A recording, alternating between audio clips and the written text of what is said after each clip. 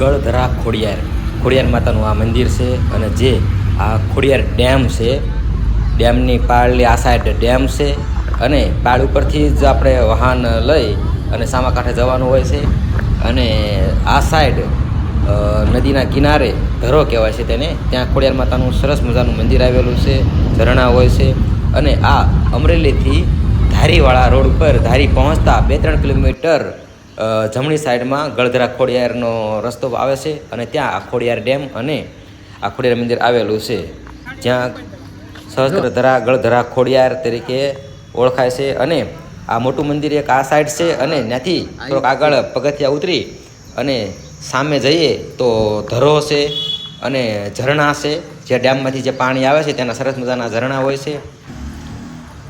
ઉનાળો હોય તો ઉપર સીલિંગ પણ ફિટ કરેલી છે, જેથી કરીને યાત્રીઓને કોઈ ધૂપ ન લાગે. અને ચોમાસાનું વાતાવરણ તો બહુ જ રળિયામણું હોય છે અને સામેથી સરસ મજાના પાણીના ઝરણા પડતા હોય છે.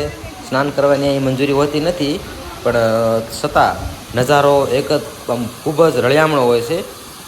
અને આ કિનારે એક નાનું ઊંચું ખોડિયાર માતાનું મંદિર પણ છે અને ઘણા બધા યાત્રીઓ આવે છે, આનંદ કરે છે, પ્રકૃતિનો આનંદ લે છે.